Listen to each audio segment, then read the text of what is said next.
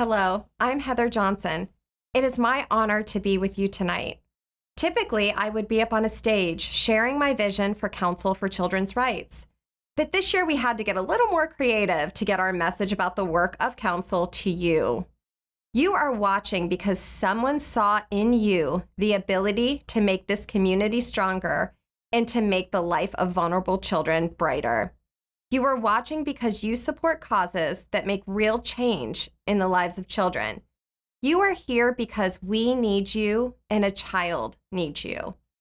The most commonly used words of 2020 felt like pivot, challenge, new normal, and adapt. For 2021, I want the words to be strength, healing, resilience, and opportunity.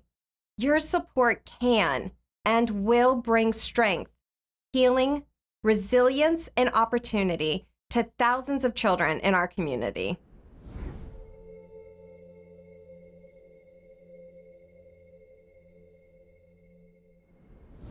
The work of the Council and the strategies to accomplish the work have always been twofold. One, to address the individualized needs of every client, and two, to advocate for reform in the main systems that serve children to address existing barriers and gaps. True to our mission, we have been protecting our children's safety, health, and education, even during a nationwide pandemic. The common misconception of the work of Council is that we only address the legal needs of children, and that can't be farther from the truth. When the courts closed, when the schools closed, when counselors and mentors disappeared, we increased our contact with children to remain a critical lifeline and safety net for each and every child. Our amazing staff attorneys and social workers expertly triaged all of their immediate needs: food, shelter, healthcare, and access to education, in an effort to restore stability and safety in the child's life.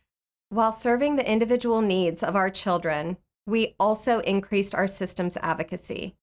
The longevity of this pandemic has increased our need to fight against the negative impacts of sweeping policy and practice change in the systems that serve children. What we had first thought to be just mild adaptations to practice and policy have now become the way of doing business. It has resulted in the denial of children's critical rights to a proper education and to adequate mental health treatment.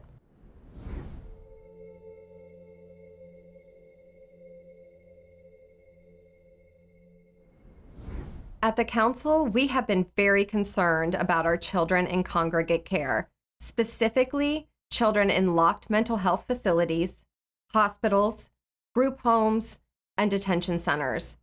We advocated for immediate change of placement for all children in congregate care where social distancing was impossible, safety measures were lacking, and health and mental health care was woefully inadequate. Throughout last spring, the pandemic escalated pre-existing inequities in the public school system while creating new inequities for disadvantaged students. Last March, most of our local schools' immediate response was to deny children with disabilities their right to special education services. Overnight, an entire population of children with disabilities, lost all services and resources to their special education programs. To address this practice change, we have been busy filing state complaints with the Department of Public Instruction and grievances with the Office for Civil Rights on behalf of not only the children we serve, but all children experiencing this same loss of rights. By escalating this to the state level, the solutions created as a result of this work now benefit all children with disabilities, not just the children we serve. This is systems advocacy in action.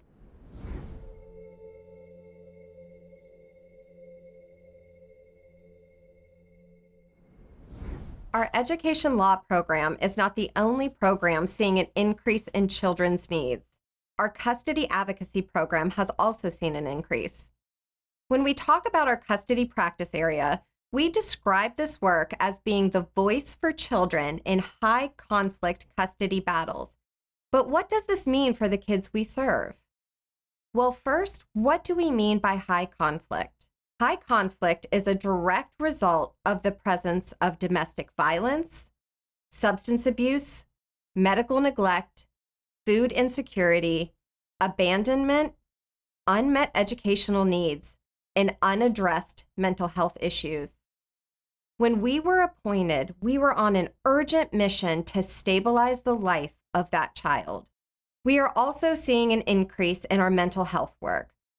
Sadly, we have seen the pandemic increase suicidal ideations, even in children as young as 9 years old. This has been and continues to be an unprecedented time, but for our children, the loss, disconnection, and instability are not unprecedented feelings. They have long been disconnected from their families due to abuse, depressed due to years of untreated mental health issues, and facing unstable supports and resources in their life.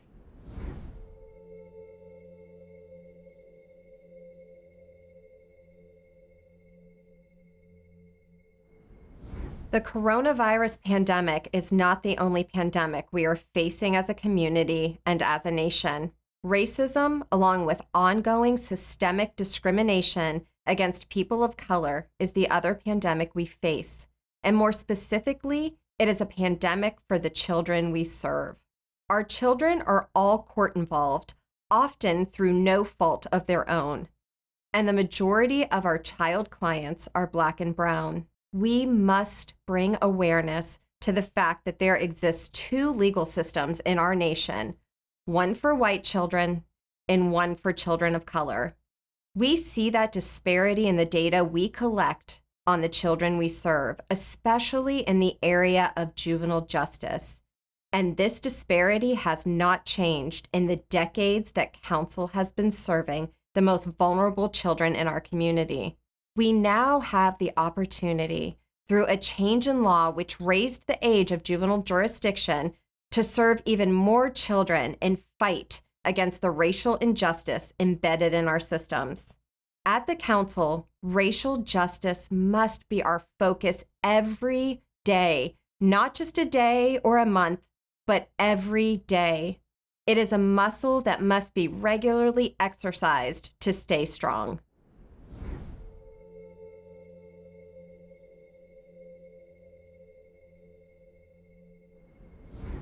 We have been talking about the challenges and trauma facing our children, but now I want to talk about a specific kind of strength, resilience.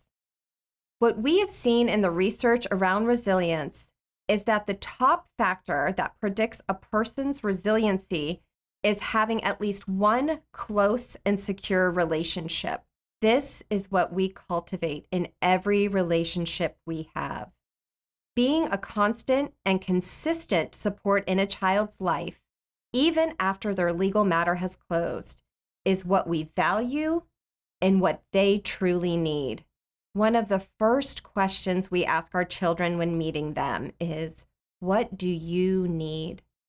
And more often than not, their response is, "Please don't let this happen to my sister, my brother, my best friend, or my neighbor," even in a moment of crisis when their own trauma is heightened. Their instinct is to first protect someone else. They are in pain, and one of their first actions is to help others. I am not being hyperbolic when I say our children are my heroes, and I am in awe of their courage and resilience. Council for Children's Rights aims to fix the systems that cause that one child's trauma, that cause that one child to be hurt or to fall in a crack in the system. Because behind that one child are hundreds, if not thousands, of children steps away from falling into that same crack. Together, we help that one child but make a promise to fulfill their greatest wish of not letting this pain happen to another child. We do this by fixing the system.